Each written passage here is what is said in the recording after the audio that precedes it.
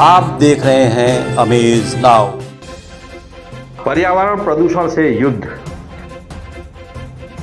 दोस्तों, आपको यह तो पता होगा ही कि भारत के अन्य राज्यों की तुलना में दिल्ली में पर्यावरण प्रदूषण और खास तौर पर वाहनों से प्रदूषण का जो खतरा है वह सर्वाधिक है।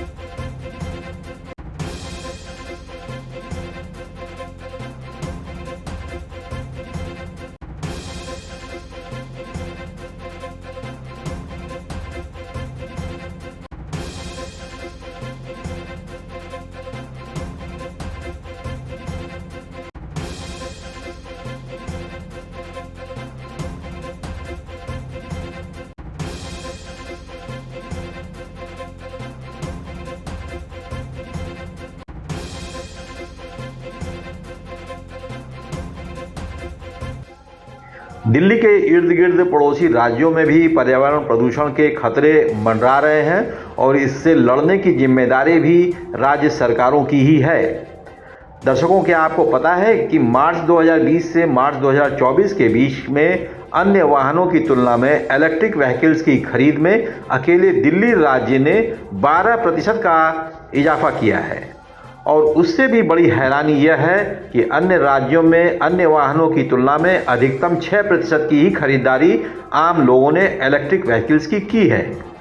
दर्शकों, आपको जानकर हैरानी होगी कि 1 जनवरी 24 के बाद से जिन दिल्ली वासियों ने इलेक्ट्रिक व्हीकल्स खरीदा उन्हें रोड टैक्सेशन में भी कोई छूट नहीं दिया गया और जो सब्सिडी मिलनी चाहिए थी वह तो उन्हें मिली ही नहीं ई व्हीकल्स ओनर्स को।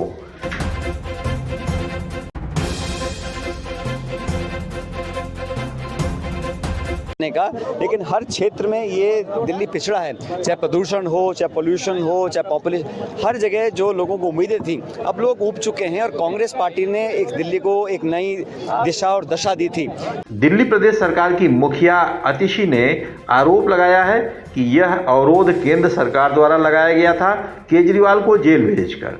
लेकिन अब फिर से जिन लोगों ने 1 जनवरी 2024 के बाद से इलेक्ट्रिक व्हीकल्स खरीदा है उन्हें सब्सिडी भी मिलेगी और रोड टैक्स में भी छूट का प्रावधान किया जा रहा है। दोस्तों, प्रदूषण के विरुद्ध यह लड़ाई लंबी चलने वाली है जो मानवता को गंभीर खतरे का एहसास भी यदा कदा कराती रह रही है। हालांकि वायु और ध्वनि प्रदूषण के खतरे से भारत का कोई भी राज्य नहीं बच पा रहा है, लेकिन सर्वाधिक संवेदनशील राज्यों में दिल्ली सर्वोपरि है। तो वहीं हरियाणा, पंजाब, बिहार और उत्तर प्रदेश भी प्रदूषण के निशाने पर है। सबसे पहला महत्वपूर्ण फैसला दिल्ली की इलेक्ट्रिक व्हीकल पॉलिसी को फिर से शुरू करने का है।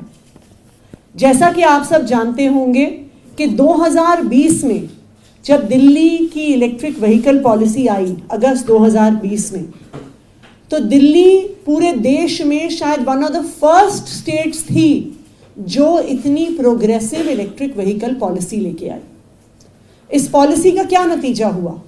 इस पॉलिसी का नतीजा हुआ कि जहां 2019-20 में 4% से कम व्हीकल्स इलेक्ट्रिक होते थे दिल्ली में, दिल्ली सरकार की ईवी पॉलिसी आने के बाद 2023-24 का अगर हम आंकड़ा देखें तो दिल्ली में टोटल रजिस्टर होने वाले सभी व्हीकल्स में से 12% इलेक्ट्रिक व्हीकल्स थे, जो हाईएस्ट इन द कंट्री है।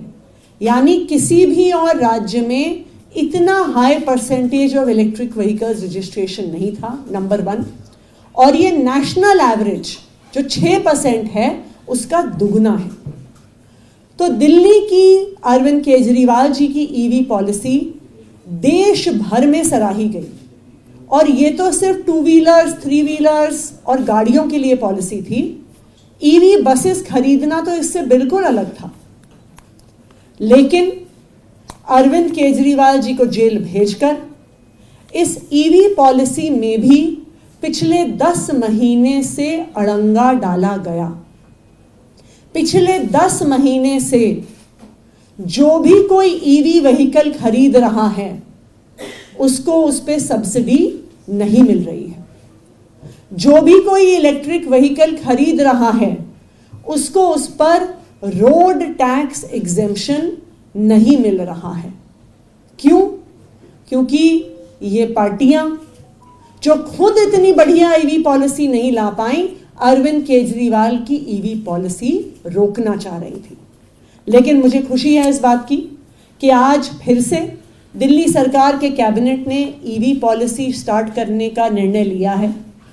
तो अगर कोई भी ऐसा व्यक्ति है जिसने 1 जनवरी 2024 के बाद इलेक्ट्रिक व्हीकल खरीदे हैं तो उनको जो सब्सिडी उस समय नहीं भी मिली थी, अब वो सब्सिडी हर उस 2 व्हीलर 3 व्हीलर के ओनर को दी जाएगी। दूसरी बात, जो भी अब इलेक्ट्रिक व्हीकल्स खरीदेगा, चाहे वो 2 व्हीलर हो, 3 व्हीलर हो, गाड़ी हो, उनको फिर से रोड टैक्स का एग्जेम्पशन दिया जाएगा।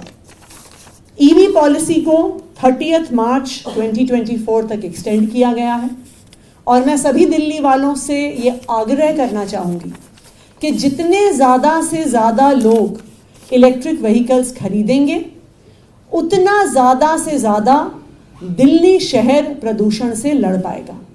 दिल्ली सरकार प्रदूषण के खिलाफ इस युद्ध में प्रतिबद्ध है और ईवी पॉलिसी इसका एक बहुत महत्वपूर्ण हिस्सा है। बने रहिए अमेज नाउ के साथ।